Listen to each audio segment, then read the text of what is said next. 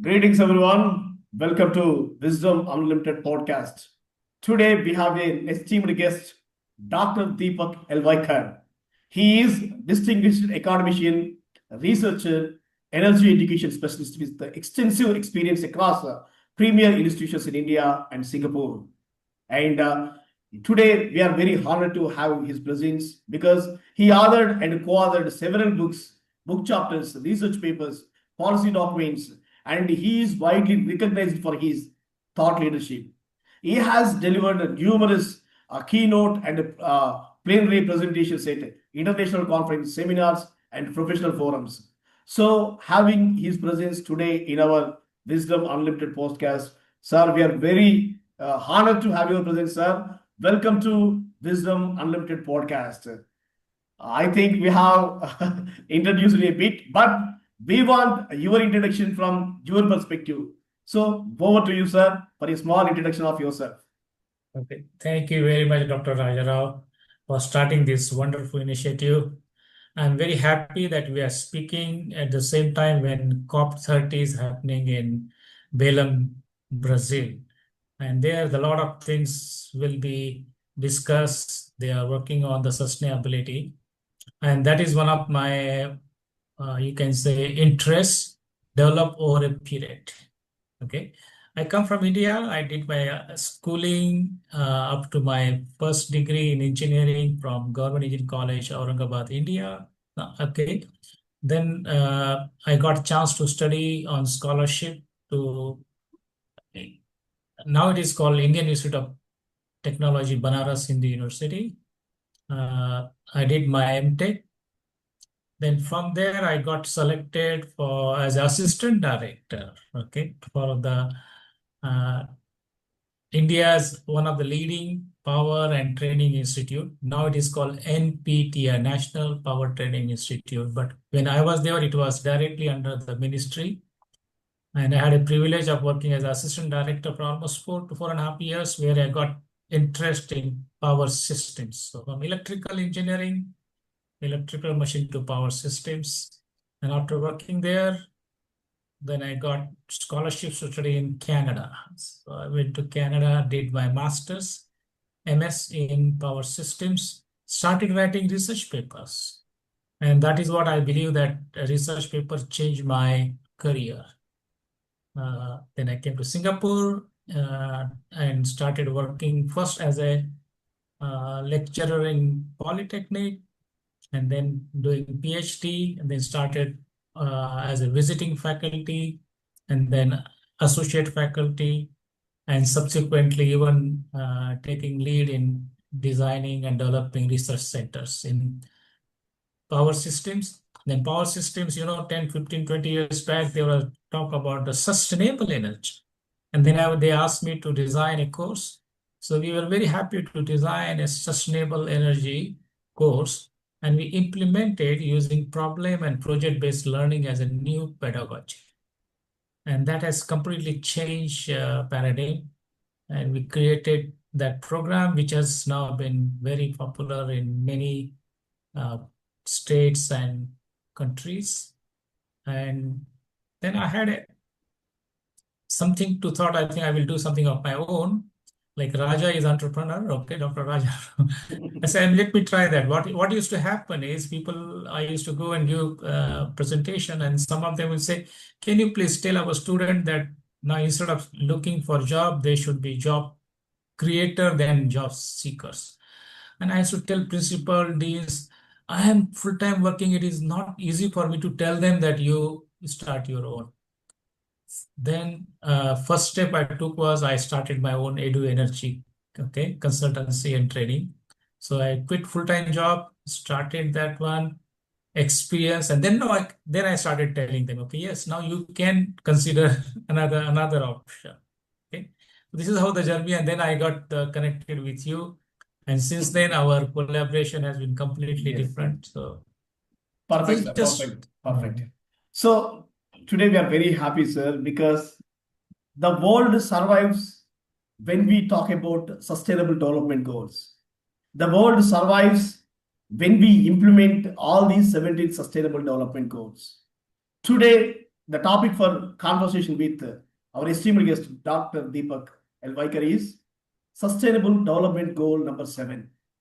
That is affordable and clean energy for sustainability, net zero, and prosperity. Actually, I want to share my personal experience. Our team, I myself, along with our Professor Dr. BJ Carol, ma'am, we were fortunate to attend one of wonderful programs in Dubai. That was so amazing experience with Dr. Deepak L. Waikar. See, we were blessed there, and we happened to see that COP 28. So really, it was so amazing. We can see the people, global people, not just people, global people coming with a single purpose. So really, we are going to get that international knowledge, global knowledge from our Indian uh, great technologists. So having his presence, getting his experience, it is going to be wonderful. So we are, instead of doing time pass, let's move forward and let's know about why SDG 7. So let's focus on why SDG 7. So let's ask the question directly to our Deepak Vakancy. Sir, over to you. Why SDG 7? Okay, thank you very much. Okay, you are rightly pointed out, and I'm very happy to meet you in the Dubai, and you have seen the how it was in action. And in that Dubai COP, they call Conference of Partners, one of the pledges agreed by top leader was tripling new and renewable energy, clean energy by 2030. Okay, that is what they pledge, and you can see that that has really given a momentum for transiting from fossilized energy to clean and green energy. So SDG 7 is affordable and clean energy, okay, seventh goal, in which emphasizes on how we can reduce pollution. All of us know that fossil energy is responsible for the almost 2/3 of greenhouse gases. Along with, if you use coal and oil, to some extent natural gases, there are some pollutants also generated, which affects our air. Okay, and therefore there is a need to shift. And because of the research and development, industries coming in, government giving them support in the form of tax credit, research and development, solar and wind have almost become available in most of the countries. Okay, so the cleaner forms of those, they are two cleaner forms of energy, is now widely used. In addition, micro hydro. Okay, I'm talking about, I know big hydro is there is some challenge, but micro hydro can also provide clean type of energy. Okay, and the newer research is also coming. So these are the energies. One, they do not emit greenhouse gases.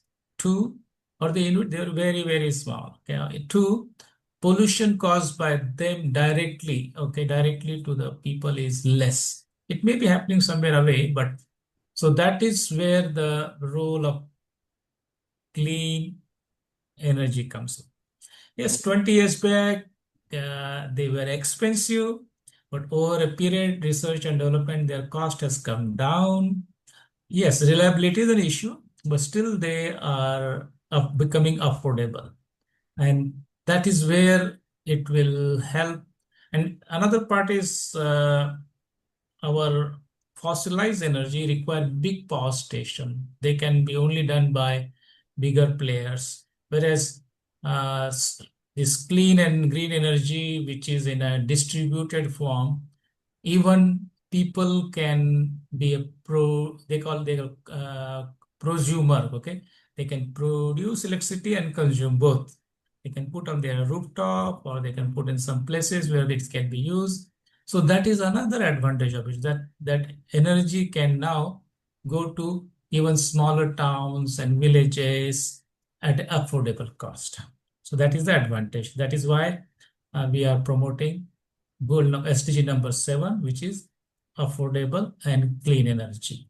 Okay, that's so great, sir. But how SDG 7 affordable and clean energy, it help in reducing poverty and greenhouse emissions. How can we say that? Okay. Thank you very much. Okay. I think relationship we want to see moment the solar energy or wind energy in a distributed form goes to towns and villages, it can create jobs there, okay?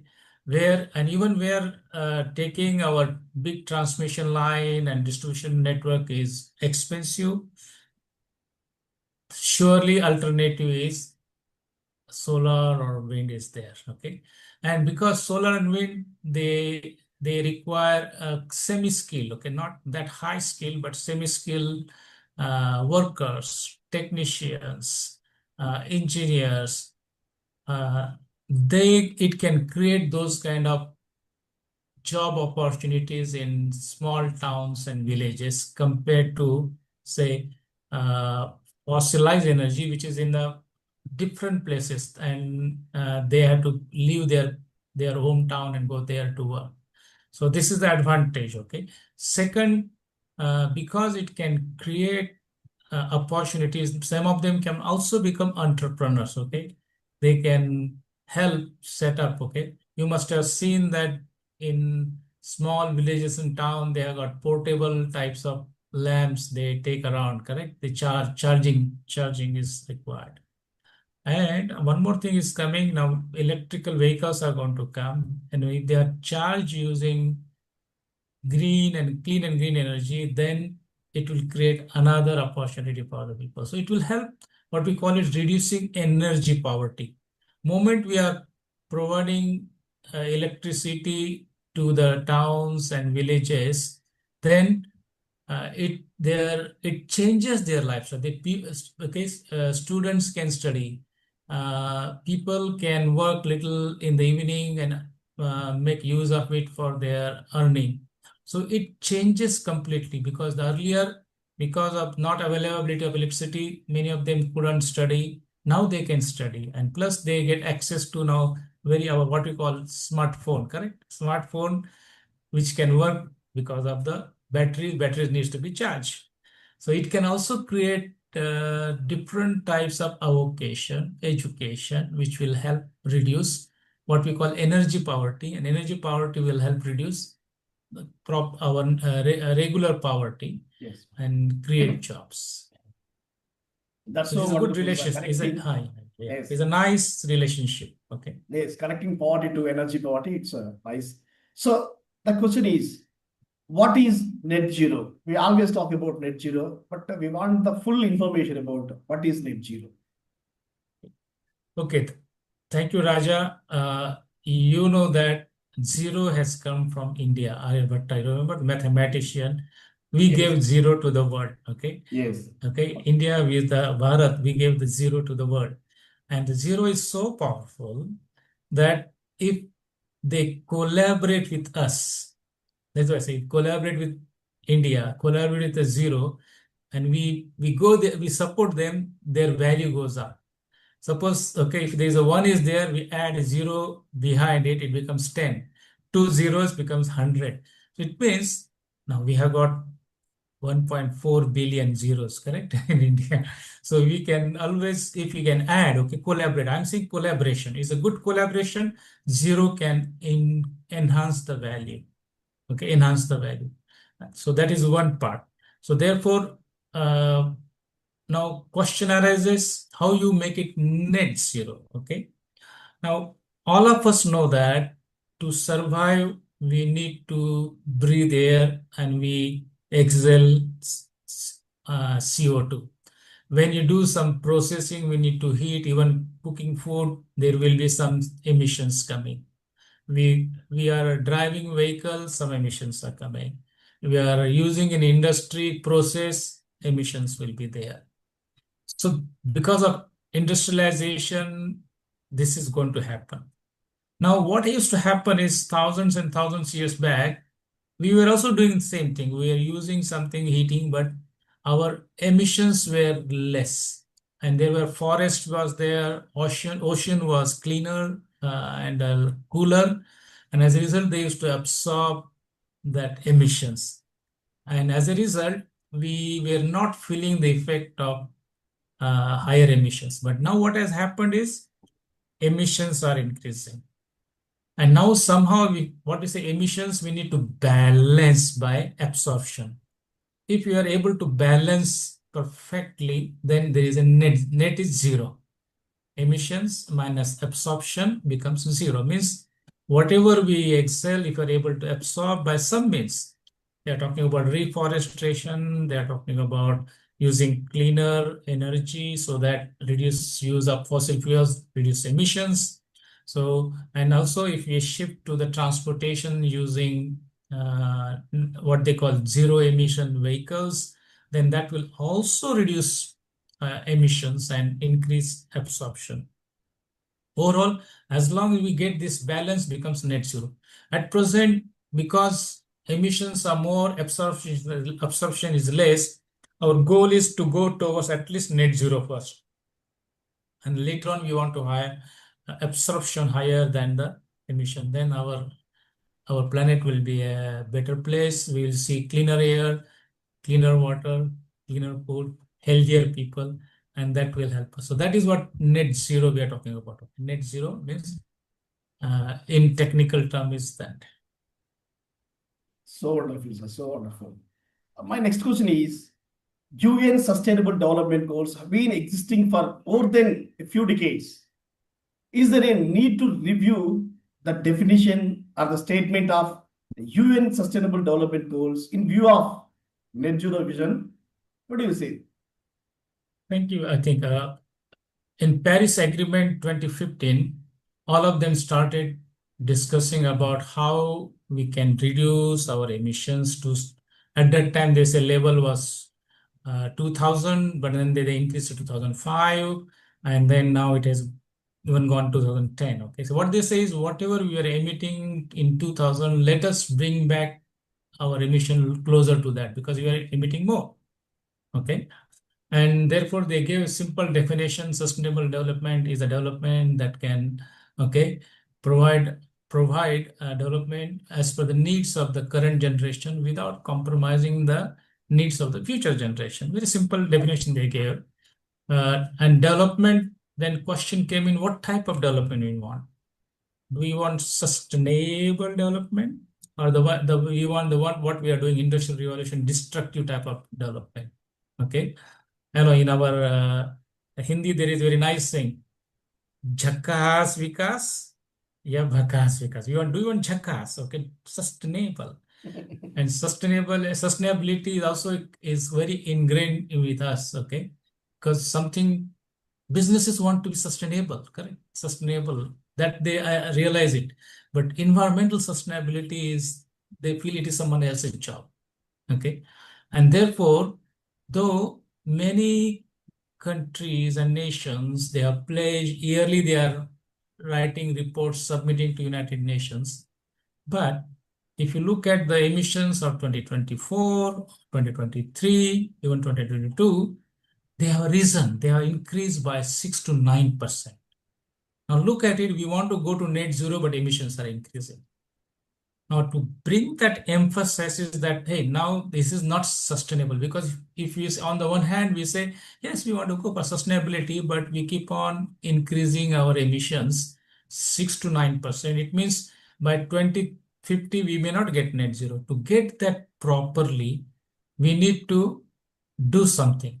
And we were discussing about it. They can say we can bring technology, we can change the minds of the people, encourage them to shift to they are talking about transition from fossil energy to the clean and green energy. But it is happening at a very slow pace. To something to have an impactful, we observed that by our study that why it is like this one, because something is gone haywire. Okay. Though it started with a good intention, okay, whatever we do, say previous year, we increase our goal, okay, this will increase by 10% to achieve our profit, 10% more revenue, 10% more whatever, okay. But that has now gone out of control. People are becoming greedy. take example of Elon Musk. He say, I want in 10 years, $1 trillion. Without thinking, hey, he's not making a goal that I want to make the planet better in 10 years. Okay, reduce emission by maybe 100 gigaton or something like that. He's not talking about that. Okay, he's talking only about making money. Can he?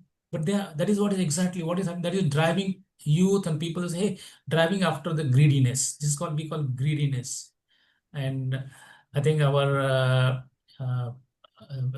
well-known leader from India has said that world has enough for the needs of the people, not the greed of the people. So we looked at it and I said, what something has gone down because of our mindset, because we are focusing on something else.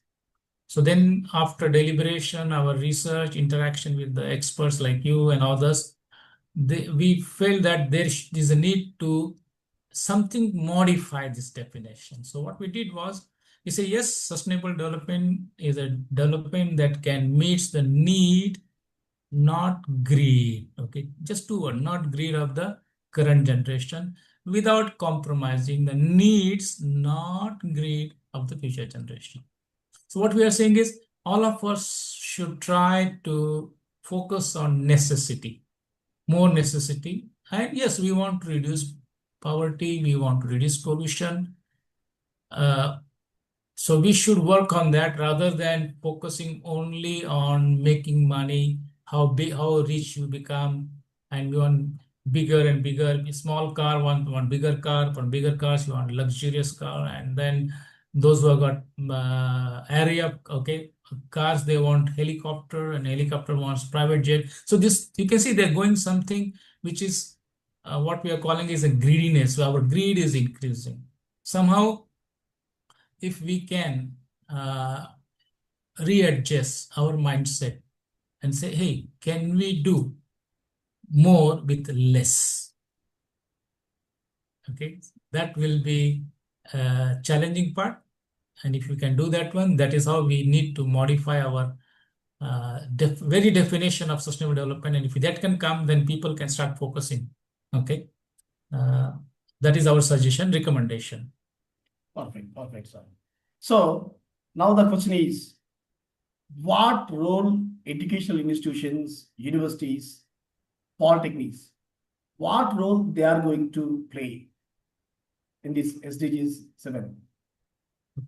The sustainable development goal is I'm taking number 7, but what I would say would be applicable to other goals also. Okay, great. Because yeah, in addition, but reason is because reason I mentioned is at present energy production, transmission, distribution contributes almost 2/3 of global greenhouse gas emissions, and that is why focus has come on energy more. If we can somehow transit away from the polluting energy to the sustainable development type of goal number 7 type of energy, then it will help all of us.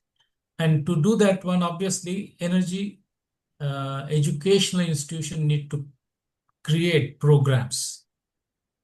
Okay, create educational program, bring this into their curriculum. Okay, I'm happy to share with you that in a couple of engineering colleges, we conducted how they can infuse sustainable development goals. And previously, I used to focus only on goal number 7, but now I am helping them to do more. Yes. And yeah, so that one is definitely we had to bring in our curriculum various sustainable development goals. 1, 2, educational institution, we have a student project, we are doing research. We should focus more on doing research so that how this clean and green energy becomes even more affordable. Okay, their cost goes down, efficiency goes. At present, efficiency is lower. There is intermittency there. We need a storage devices. We need research in that. So there is tremendous scope for the all education institution. Doesn't matter whichever field it is. Okay, even science, arts, management, engineering, technology. Everybody has role there to play because of the even environmental sustainable. Okay, environmental social governance also coming. So report has to become. So everybody can play a role in research and development. Our education institution should focus on doing quality research. And then obviously present that in the conferences, in the journals, so that others can learn from that. That is very important. And third most important, education institution, we need a real world problem to be solved, because national education policy mentions that our students should be equipped with the problem solving skill. Students should be equipped with the skills so that they can help community, they go and support community, and they learn from that, so that whatever knowledge and skills they gain, they can apply. Now, for that purpose, education institution, many of them are doing already, okay, some community service, but we can make it as a very formal. All of them can do the community service. Like some good engineering colleges, management institute, they do adopt some villages, go there and try to solve their problem. But if you make it a regular for almost all, whether it's arts, science, commerce, engineering, as I mentioned, law, economics, you mention all of them should have some element how we can help villages to solve the problem, and that they will see the relationship. So this way, what will happen is our youth, as per national education policy, will start knowing about the Bharat. I think people do compare Bharat and India. Say Bharat is our real one, which is coming from villages. Our culture is there. We live there, very frugal lifestyle, but poverty is also there. So that is where education is affected because of some other things. So how the India can help Bharat is, this is a wonderful, through national education policy, the education colleges and institutions do from IPL to BPL. Okay, it is possible. Wonderful, sir. Wonderful. Finally, we want to know about your experience in achievements in these sustainable development goals implementation. Can you please answer, sir? Thank you very much.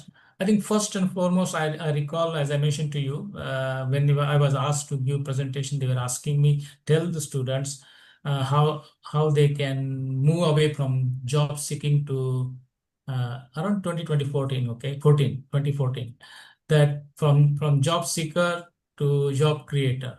And as I mentioned, when they were asking me before that, and I was full-time okay, faculty member, it was not appropriate for me to tell them, hey, you guys.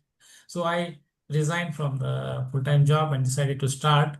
And one of the things we did was we conducted a program called Student Development Program on sustainable and clean energy, how they can create innovative projects. We applied problem and project-based learning. And I remember that institute was quite, because when I give keynote, they say, what you're talking is just talking, as rightly you mentioned. Hey, what is it you achieved? What is you are doing it? I said, okay, I can suggest to you this program. We did 5 days program. It is a student development program. And you, Raja, you won't believe it. Initially, everybody was saying, oh, okay, we have idea about who's going to give fund, who will do this one project. I say, whose project is this? I had to really work with them, slowly change their mindset. And these students were coming from rural colleges. I'm not going to IITs or IIMs, okay? I had gone earlier, given my guest lectures. They are at different level, but I went to the rural colleges, okay? Rural engineering colleges coming from small district, and most of the students coming from small towns and villages, okay?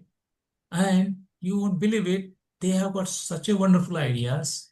Only thing is they were not given opportunity. Everything say this is the course you have to complete one after other, take exam, this and that, and then they are very busy, no time to do any project.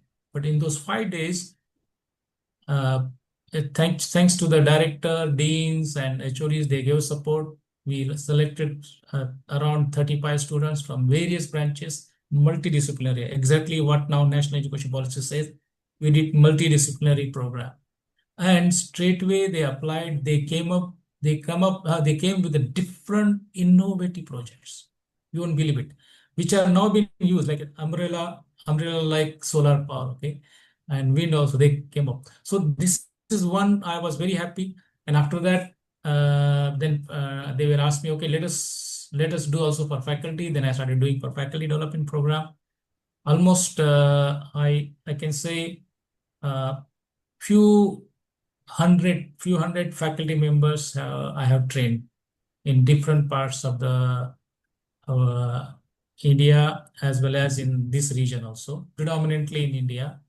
And a recent one, I can say two programs we did. One is in near Bangalore. Bangalore, there is one private engineering college. We did 3 days workshop on how to infuse sustainability, decarbonization features in your curriculum, research, and community service. Exactly what I shared with you. And earlier, obviously, first day they were saying, "Oh, it is not possible. I'm teaching AI. What is the relationship AI and sustainability? How can there is no relationship?" Then I shared with them what AI can do, okay? And they were amazed. They say, yes, it is possible. Even in computer science, physics also. Earlier they say, we came here and we are not sure whether we can really use SDG goals in our curriculum.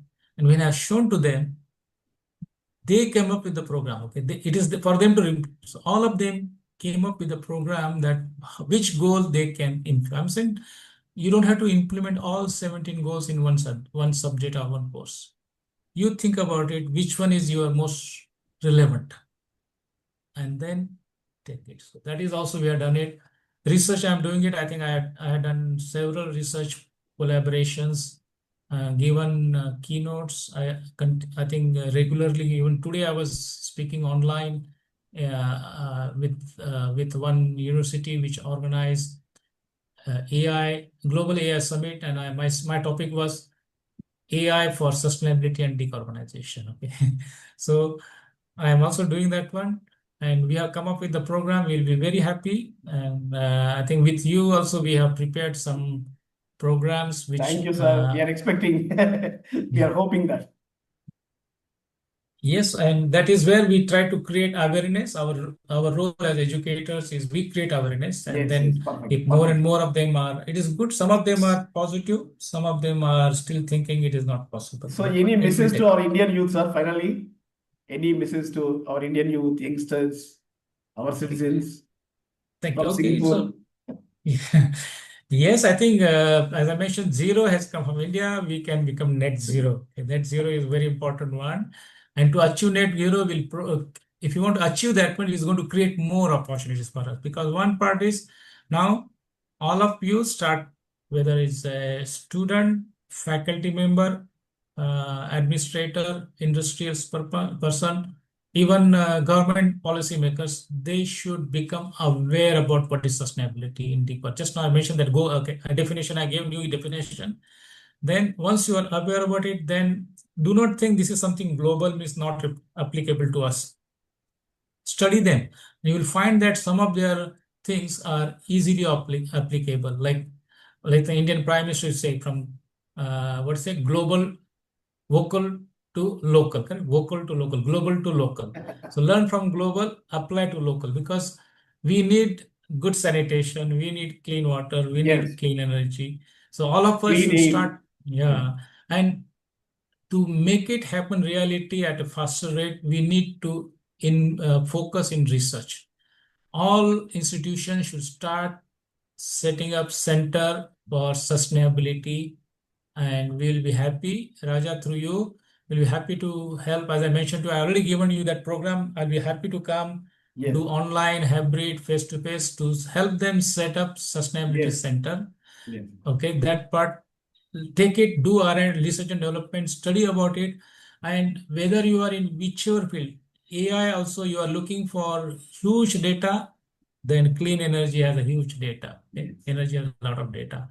Then yes, you want to reduce impact of climate change. There is a huge data. Data analytics is can be used. Okay, you can apply even this now machine learning because if you just take scan of the photographs through satellite done about wildfires, droughts happening, study them, and then ask the machine learning to learn from that and then predict what is can happen. So whether you are in computer science, programming, coding, artificial intelligence, commerce, science, each one of us have a role there. Okay? How we can use that one, each one of us. So I think they should start doing it. And uh, this clean and affordable energy is already $1 trillion business. talking about business sense, it's a $1 trillion business. Okay, and it can provide both opportunity for the green jobs, recycling green jobs, as well as green entrepreneurship, clean and green entrepreneurship. What you need to do is just change your mindset to sustainable, clean, and green. Change that one mindset, you will start seeing around you and make that happen. Perfect. Perfect, sir. Perfect. So today you made this podcast so precious with your presence and with your knowledge. This podcast name is Wisdom Unlimited. We have the very personification. You are also with the unlimited wisdom. So, so many thanks to you, sir, for sharing your knowledge. First one, second one, for your precious presence and sharing your knowledge to your podcast listeners. So, I think it is our first program on this platform. So, in future, we are going to conduct many more programs. So, really, we hope that you are going to be part of those programs also. You can enlighten our nation. You can enlighten our youngsters. You can enlighten our nation through our youngsters. We are hoping so, because that is the temper, scientific temper, technical temper that current generation is needed. So certainly your mentorship is going to be a great a torchbearer to our nation's youth. So with these words, we hope we would like to see you once again in our upcoming programs. Until then, thank you, sir. Thank you so much. Thank you very much, Dr. Raja, for inviting me. I'm very delighted to be part of your program, which you are doing a wonderful job. Continue your work in providing this information to as many people as possible. And looking forward to conducting those youth development program, faculty development program, research development program under your leadership. Okay. Thank you, sir. Bye.